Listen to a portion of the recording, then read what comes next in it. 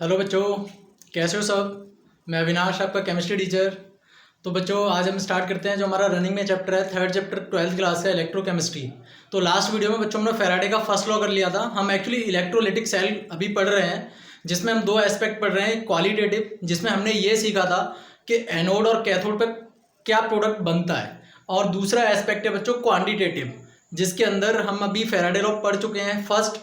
और आज हम स्टार्ट करेंगे जो आज का टॉपिक है हमारा, वो है फैराडे सेकंड लॉ। यानी अब क्वांटिटेटिव एस्पेक्ट में हमें ये समझना है बच्चों कि प्रोडक्ट जो बन रहा है वो किस अमाउंट में बन रहा है, कितना बन रहा है। ठीक है, तो अगर आपको फैराडे का फर्स्ट लॉ समझना, सेकंड लॉ समझना है, तो आपको फर्स्ट लॉ समझना पड़ेगा बच्चों। उसकी वीडियो में अपलोड कर रखी है, आप एक बार उसको विजिट करना, वीडियो को देखना, उसके बाद आपको सेकंड लॉ समझ में आएगा। तो बच्चों आज का जो टॉपिक है हमारा वो है फैराडे का सेकंड लॉ। तो बच्चों स्टार्ट करते हैं Faraday second law. Faraday second law. अब देखो यहाँ पे सबसे बड़ी चीज तो ये है, तो समझना ये है बच्चों कि फैराडे का सेकंड लॉ कहता क्या है, इसका मतलब क्या है। यानी फैराडे ने फर्स्ट लॉ दिया, उसके बाद सेकंड लॉ दिया, तो दो अलग अलग लॉ देने का क्या रीजन था, मतलब क्या था। एक लॉ से काम नहीं चला था क्या, जो दो लॉ देने पड़े। तो वही कंसेप्ट समझते हैं। तो देखो फर्स्ट लॉ में क्या कहता है, वो फर्स्ट लॉ में कहता है, फर्स्ट लॉ मैं आपको बता रहा हूं अभी। फर्स्ट लॉ हमने क्या पढ़ा था कि एनोड और कैथोड पे जो प्रोडक्ट बनता है उसका जो वेट होता है वो डायरेक्टली प्रोपोर्शनल किसके होता है, उसके चार्ज के। ये बात कौन कहता है, ये कहता है फैराडे का फर्स्ट लॉ। यानी एनोड और कैथोड पे जो चार्ज, जो वेट बन रहा है वो डायरेक्टली प्रोपोर्शनल किसके होगा, उसके चार्ज के होगा। ठीक है, ये फैराडे का फर्स्ट लॉ कहता है। तो फिर फैराडे का सेकंड लॉ क्या कहता है, इस चीज को समझो। ठीक है बच्चों, तो आज का जो हमारा टॉपिक है वो यही है बच्चों, फैराडे सेकंड लॉ। तो मैं आपको एग्जांपल के थ्रू समझाता हूँ एक्चुअल में कहता क्या फैराडे का सेकंड लॉ।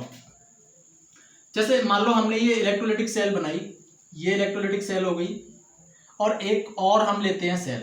एक्चुअल में अब देखो आपको सीधा सा मतलब पता होना चाहिए कि जो फैराडे लॉ है वो अप्लाई होता है सीरीज कनेक्शन के लिए। बस एक ये वर्ड ध्यान रखना है, सीरीज कनेक्शन। यानी फैराडे का जो लॉ है सेकंड लॉ, वो कहाँ अप्लाई होता है बच्चों, सीरीज कनेक्शन के लिए। अगर केवल एक सेल का आपको वेट पता करना है, सिर्फ सिंगल सेल का, तो आप लगाओगे फैराडे का फर्स्ट लॉ। लेकिन अगर आपने कई सारी सेल को सीरीज में कनेक्ट कर दिया, दो या दो से ज्यादा सेल को सीरीज में कनेक्ट कर दिया, उस केस में अगर आपको वेट पता करना है तो वहां पे यूज करोगे आप फैराडे का फर्स्ट लॉ। ये डिफरेंस होता है बच्चों फैराडे फर्स्ट लॉ और सेकंड लॉ में। अगर एक सेल के लिए वेट पता करना है तो आप फैराडे का फर्स्ट लॉ यूज करोगे, और अगर सेल सीरीज में है, दो हैं, तीन है, चार है, पांच हैं। अभी जैसे मैं आपको एग्जांपल के थ्रू समझा रहा हूं, तो मैंने यहाँ पे दो सेल लिए हैं। तो अगर दो सेल सीरीज में कनेक्ट है, तीन भी हो सकती है, चार भी हो सकती है। क्लियर बच्चों, तो सीरीज में सेल कनेक्टेड है, तो वहां पे अगर आपको वेट पता करना है तो आप करोगे फैराडे सेकंड लॉ के थ्रू। क्लियर बच्चों, अब देखो समझो यहाँ पे क्या है। जैसे सपोज करो मैंने अब इलेक्ट्रोलिटिक सेल बना रहा हूँ, इसको थोड़ा छोटा कर लेते हैं हम लोग, इसलिए ज्यादा थोड़ा बड़ा हो गया है। ओके, ये कर लिया। अब देखो इसमें क्या किया हमने, यहाँ पे इलेक्ट्रोड लगाया, एक इलेक्ट्रोड हमने यहाँ पे लगाया। समझते हैं ना मैं कैसे सीरीज में कनेक्शन कर रहा हूँ।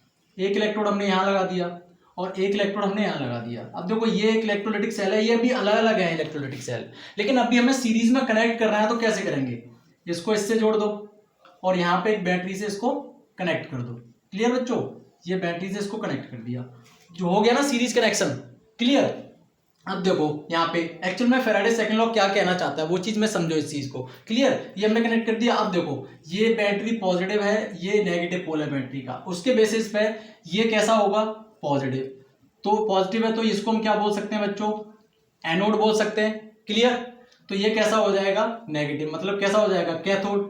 तो ये कैसा, अब देखो ये नेगेटिव वाला पोल है तो ये नेगेटिव होगा, तो इसको हम क्या बोलेंगे बच्चों, कैथोड। जब ये कैथोड है तो ये फिर क्या हो जाएगा, पॉजिटिव, मतलब क्या हो जाएगा, ये एनोड। समझ में आ रही है चीज, एनोड। और ये क्या हो जाएगा बच्चों, कैथोड। क्लियर, अब ये एनोड कैथोड, फिर ये एनोड कैथोड। क्लियर, अब देखो सीरीज में ये हमारी एक सेल थी, ये एक सेल थी, अब दोनों को हमने सीरीज में कनेक्ट कर दिया बच्चों। तो फैराडे का सेकंड लॉ भी अप्लाई कहाँ होता है, जहां पे सीरीज कनेक्शन होते हैं सेल में। क्लियर, यहाँ पे आप चाहो तो तीसरी सेल को भी जोड़ सकते हो, फोर्थ सेल को भी जोड़ सकते हो, एक सीरीज में कनेक्शन दे सकते हो। क्लियर बच्चों, हाँ। अब देखो होता क्या है, फैराडे का सेकंड लॉ क्या कहता है। अगर यहाँ पे एक चीज समझो, अगर मैं फोर सीरीज कनेक्शन की बात करूं तो जो करंट है यानी आई है, उसकी वैल्यू क्या होगी, उसकी वैल्यू इन दोनों सीरीज के लिए क्या होगी बच्चों, सेम होगी। इसके लिए भी, इसके लिए भी, इसके लिए भी, इसके सबके लिए सीरीज में अगर हमने कनेक्शन करा है, ये फिजिक्स में भी आपने पढ़ा होगा कि जब सीरीज कनेक्शन हम कर देते हैं तो जो करंट होता है वो कैसा हो जाता है, सेम हो जाता है सब जगह। जब करंट सेम होगा तो टाइम भी क्या होगा बच्चों, सेम। टाइम भी क्या हो जाएगा, सेम हो जाएगा। समझ में आ रहा, ये चीज मैंने क्यों बताई अभी मैं आपको यहाँ पे बताऊंगा। अभी मैं एक फॉर्मूला ड्राइव करूंगा, वहां ये यूज होगी, ठीक है। तो आई अगर सेम है तो टाइम भी क्या हो जाएगा, सेम। क्लियर बच्चों। अब देखो समझो यहाँ पे फैराडे का सेकंड लॉ कहता क्या है। अब देखो जैसे हमने मान लिया इसको ए इलेक्ट्रोड, इसको मान लिया हमने बी इलेक्ट्रोड, इसको सी इलेक्ट्रोड और इसको डी इलेक्ट्रोड। मान लो 4 इलेक्ट्रोड है ना। अब देखो ये एनोड कैथोड एनोड कैथोड। तो अब प्रोडक्ट तो यहां भी बन सकता है, यहां भी बन सकता है, यहां भी और यहां भी, कहीं भी बन सकता है ना। समझो इस चीज को बच्चों, फैराडे का फर्स्ट और सेकंड लॉ में यही फर्क होता है। अगर मैं सिर्फ एक सेल की बात करूं तो देखो एक सेल में सिर्फ एनोड और कैथोड ही होगा, तो वहां पे तो हम फैराडे का फर्स्ट लॉ लगा लेंगे। लेकिन अगर हमने सीरीज कनेक्शन कर दिया तो देखो यहाँ पे एनोड भी 2 हो गए, कैथोड भी 2 हो गए, और टोटल इलेक्ट्रोड कितने हो गए बच्चों, 4। तो प्रोडक्ट भी कितना बनेगा, 4 प्रोडक्ट बनेंगे हमारे, 1 2 3 4। अब यहाँ कुछ भी हो सकता है, यहाँ कुछ भी, यहाँ कुछ भी और यहाँ कुछ भी। तो इन चारों प्रोडक्ट का अमाउंट हमें पता करना है, तो यहाँ पे हम यूज करेंगे फैराडे का सेकंड लॉ। अब देखो फैराडे का सेकंड लॉ कहता क्या है। अब जैसे वेट ऑफ ए इलेक्ट्रोड, समझो ये हमने मान लिया ए बी सी डी, तो weight of A electrode ratio weight of B electrode ratio weight of C electrode ratio weight of D electrode. यानी ए इलेक्ट्रोड का वेट, यहाँ पे कोई ना कोई प्रोडक्ट होगा उसका वेट, ये बी पे कोई ना कोई प्रोडक्ट होगा उसका वेट, सी पे कोई ना कोई प्रोडक्ट होगा उसका वेट, और डी पे कोई ना कोई प्रोडक्ट होगा उसका वेट। तो product A ratio product B ratio product C ratio product D. Clear बच्चों। ये इक्वल होता है किसके, equivalent mass A ratio equivalent mass B ratio equivalent mass C और रेशियो इक्विवेलेंट मास डी। ये ही कहता है फैराडे का सेकंड लॉ। बस क्लियर। फैराडे का सेकंड लॉ अब क्या कहता है समझो, कि फॉर सीरीज कनेक्शन, ठीक है, the weight of electrode ratio equal to the their equivalent mass ratio. बस ये कहता है फैराडे का सेकंड लॉ। यानी जो इलेक्ट्रोड पर जो प्रोडक्ट बन रहे हैं उनके वेट का रेशियो उनके इक्विवेलेंट मास के रेशियो के इक्वल होता है।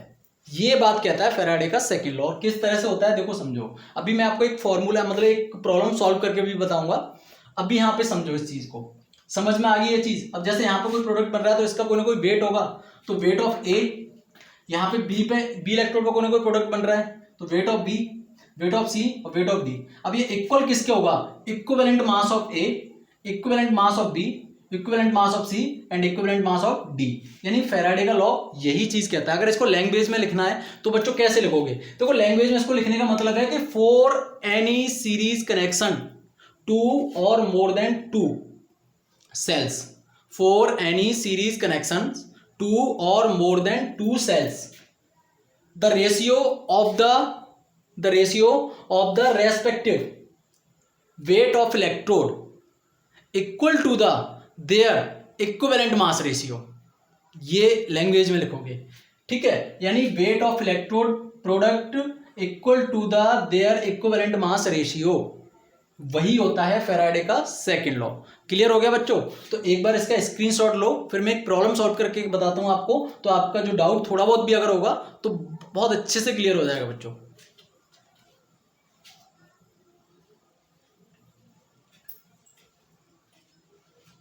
हो गया, वेरी गुड। चलो अब इसको रफ करते हैं और मैं आपको अब एक प्रॉब्लम सॉल्व करके बताता हूं। अब देखो एक्चुअल में हुआ क्या, जब पहली बार आप किसी चीज को पढ़ोगे ना तो थोड़ा सा आपको अटपटा सा लगेगा, लेकिन घबराने की जरूरत नहीं है बच्चों। कोई भी ऐसी कोई बहुत रॉकेट साइंस नहीं है, इसमें कोई बहुत बड़ा वो नहीं है। आप प्यार से धीरे से कूल माइंड से समझो, चीजें सारी समझ में आएंगी और जब 2-3 बार प्रैक्टिस करोगे तो बिल्कुल कॉमन हो जाएगा। क्लियर बच्चों।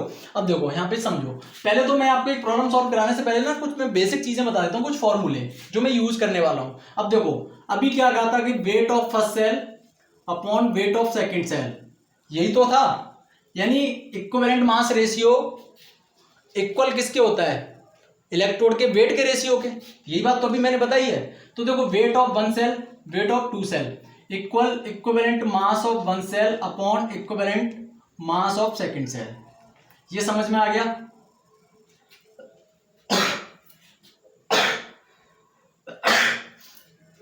ये बात समझ में आ गई बच्चों। Weight of one cell upon weight of second cell equal equivalent mass of one cell, इसको हम ऐसे भी तो लिख सकते हैं ना, weight of one cell ratio weight of second cell equal equivalent mass of one cell ratio equivalent mass of second cell. चाहे आप इसको ऐसे लिख लो या फिर ऐसे लिख लो, मतलब तो एक ही है ना। और ये चीज तो अभी हम पढ़ के ही आ रहे हैं।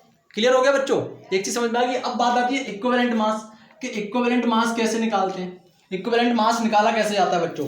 तो इक्विवेलेंट मास निकालने का मतलब क्या होता है, molar mass upon N factor. और एन फैक्टर क्या होता है ये मैं वीडियो अपलोड कर चुका हूं बच्चों सॉल्यूशन वाले चैप्टर में, एक बार उस वीडियो को देखिएगा पूरी। मैंने स्पेशल एक वीडियो अपलोड की थी एन फैक्टर के लिए। क्लियर, तो equivalent mass equal molar mass upon N factor, ये इक्विवेलेंट मास निकाला जाता है। ठीक है, अब देखो अगर सिंपल हमें वेट पता करना है तो उसके लिए फॉर्मूला क्या होता है, सिंपल वेट पता करने के लिए ये मैं आपको करा चुका हूं फर्स्ट लॉ में, इक्विवेलेंट मास इंटू आई इंटू टी अपॉन 96500, ये वेट पता करने का फॉर्मूला होता है। देखो ये तो हमारा सेकंड लॉ का फॉर्मूला है, अगर हमें सिर्फ वेट पता करना है तो हम ये फॉर्मूला यूज करेंगे। क्लियर, इतनी सी चीज समझ में आ गई। अब मैं यहाँ पे प्रॉब्लम्स आपको रखता हूँ और सॉल्व करके बताता हूँ। प्रॉब्लम ये, आप देखो प्रॉब्लम क्या है कि यहाँ पे समझो कि ये हमने सीरीज कनेक्शन दे दिया है, यहाँ पे ये दो सेल हमने बना दी ये। ठीक है, अब इसको थोड़ा सा बड़ा कर देते हैं ये, ठीक, थोड़ा छोटा भी कर लेते हैं, इसको समझना है आपको। ठीक, अब देखो इसमें ये इलेक्ट्रोड डाल दिया आपने और इसमें भी ये इलेक्ट्रोड डाल दिया आपने। क्लियर, इसमें ये इलेक्ट्रोड लगा दिया और इसमें ये। अभी मैं ये वाला फॉर्मूला प्रूव करके लेके आता हूँ बच्चों। Clear, weight of first cell upon weight of second cell equal to equivalent mass of first cell upon equivalent mass of second cell. Clear, मैं इसको भी प्रूव करके करता हूँ। अब देखो ये हमने दो इलेक्ट्रोलाइटिक सेल बना ली, इनको सीरीज कनेक्शन करना है तो क्या करेंगे, इसको इससे जोड़ दो और यहाँ पे इसको बैटरी से कनेक्ट कर दो। क्लियर, ये सीरीज कनेक्शन हो गया। अब देखो यहाँ पे करना क्या है हमें कि सपोज दैट इसके अंदर हमने एक सॉल्यूशन को डिप किया, यानी एक इलेक्ट्रोड को हमने भर दिया इसमें, और ये इलेक्ट्रोड बना हुआ है AgNO3 का, ये AgNO3 है। ठीक, ये सॉल्यूशन है जो वो क्या है AgNO3, और ये इलेक्ट्रोड जो हमने इसमें लगाए हैं ये भी Ag का लगाया है और ये भी Ag का लगाया है। ठीक, इसके अंदर जो हमने सॉल्यूशन भरा है ये हमने भरा है CuSO4, और इसमें जो इलेक्ट्रोड लगाया है ये Cu का लगा है और यहाँ भी Cu का लगा है। क्लियर बच्चों, अब देखो ये पॉजिटिव है ये नेगेटिव है, तो ये वाला पोल क्या हो जाएगा एनोड, और ये कैसा हो जाएगा नेगेटिव, ये कैसा हो जाएगा पॉजिटिव, और ये कैसा हो जाएगा नेगेटिव, यानी एनोड कैथोड, यही हो जाएगा। ये सिचुएशन सामने आ गई। अब देखो इस केस में क्वेश्चन ये है कि यहाँ पे हमें सभी इलेक्ट्रोड में वेट पता करना है, कि एक तो हमें ये पता करना है कि कौन सा प्रोडक्ट बनेगा, क्योंकि हमें तो ये भी नहीं पता ना कौन सा प्रोडक्ट बनेगा। तो पहले तो हमें ये पता करना है कि प्रोडक्ट बनेगा कौन सा, उसके बाद हमें ये पता करना है कि कितना बनेगा। क्लियर बच्चों, देखो मैं इसको प्रूव करके लेके आता हूँ। क्लियर, अब देखो सबसे पहले आपको यहाँ पे क्या करना है, इस चीज को समझो। यहाँ पे एक लाइन करो, ये एक बड़ी लाइन करो। क्लियर, ये बड़ी लाइन कर लिया आपने। ठीक, क्योंकि एक तरफ हम लिखेंगे फर्स्ट सेल, ये हमारा ये वाली क्या है फर्स्ट सेल, और ये क्या है सेकंड सेल। क्लियर बच्चों, तो यहाँ पे हम लिखेंगे सेकंड सेल। क्लियर, और यहाँ पे हम लिखेंगे फर्स्ट सेल। अब देखो फर्स्ट सेल ये है तो इसके अंदर भी एनोड कैथोड है, सेकंड सेल ये है तो इसके अंदर भी एनोड और कैथोड है। क्लियर, अब देखो ये फर्स्ट सेल हो गया, तो फर्स्ट सेल में भी हम क्या करेंगे, दो लाइन करेंगे, एक यहाँ पे करेंगे एनोड, ठीक है, और यहाँ पे हम क्या करेंगे कैथोड, क्योंकि ये फर्स्ट सेल है और इसमें एनोड कैथोड दोनों है तो दोनों लिखेंगे। ये हमारी सेकंड सेल है, इसमें भी क्या चीज है बच्चों, एनोड भी है और प्लस यहाँ पे क्या है कैथोड भी है, इसमें भी दोनों चीज है। तो पहले तो हमें ये पता करना है कि एनोड और कैथोड प्रोडक्ट कौन से बन रहे हैं, उसके बाद ही तो पता करेंगे कितना बन रहे हैं। क्लियर बच्चों, तो सबसे पहले तो फर्स्ट सेल में देखो। अब देखो फर्स्ट सेल में इलेक्ट्रोलाइट क्या है AgNO3, तो आपको बता दूं AgNO3 जब ब्रेक डाउन होगा तो Ag पॉजिटिव में और NO3 नेगेटिव में जाएगा। तो नेगेटिव वाली चीज कहाँ जाएगी, पॉजिटिव वाले के पास जाएगी, मतलब एनोड के पास जाएगी। ये NO3 यहाँ जाएगा कि नहीं जाएगा, तो इसका मतलब इसमें क्या क्या प्रेजेंट होगा NO3। अब ये जो हमने लिया है ये कैसा लिया है बच्चों, एक्वस लिया है, और ये CuSO4 भी कैसा लिया है एक्वस, और एक्वस का मतलब क्या हो गया बच्चों, CuSO4 भी एक्वस है मतलब इसमें भी वाटर है, और AgNO3 लिया तो मतलब इसमें भी क्या है वाटर है। ठीक, इस चीज को ध्यान रखना। तो देखो इसमें NO3 भी प्रेजेंट होगा और इसमें वाटर भी प्रेजेंट होगा, और इसमें क्या प्रेजेंट होगा, ये इलेक्ट्रोड। भाई इलेक्ट्रोड की तो हम काउंट करेंगे, इलेक्ट्रोड किसके बने Ag के, तो यहाँ पे हम क्या लिखेंगे बच्चों Ag। ठीक, ये चीज हमने लिख दी। उसी तरह देखो अब कैथोड में, तो कैथोड में अब यहाँ पे कैथोड में क्या जाएगा, ये Ag है तो ये Ag कैथोड में जाएगा, प्लस यहाँ पे वाटर है, और चाहो तो दूसरा Ag लिखो या मत लिखो डजेंट मैटर, दूसरा भी इलेक्ट्रोड क्या है यहाँ पे Ag, एक और Ag लिखोगे तो NO3H2O Ag H2O और Ag, ये हो गया, ये पता चल गया क्लियर। अब देखो एनोड पे क्या होता है, मैंने क्या बताया था फर्स्ट वीडियो में, एनोड पे होता है ऑक्सीडेशन और कैथोड पे क्या होता है रिडक्शन, ये बात क्लियर है। एनोड पे ऑक्सीडेशन और कैथोड पे रिडक्शन, और रिडक्शन का मतलब क्या होता है गेन ऑफ इलेक्ट्रॉन, और ऑक्सीडेशन का मतलब क्या होता है लॉस ऑफ इलेक्ट्रॉन। क्लियर बच्चों। तो यहाँ पे अब देखो, और एनोड पे ऑक्सीडेशन किसका होता है, जिसकी एसआरपी वैल्यू क्या होती है सबसे कम होती है, उसका क्या होता है ऑक्सीडेशन, और जिसकी एसआरपी वैल्यू सबसे ज्यादा होती है, याद करो इलेक्ट्रोकेमिकल सीरीज मैं करा चुका हूं आपको, उसमें मैंने नंबर लिखवाए थे इंक्रीजिंग ऑर्डर में, पूरी इलेक्ट्रोकेमिकल सीरीज मैंने वीडियो अपलोड करी है बच्चों।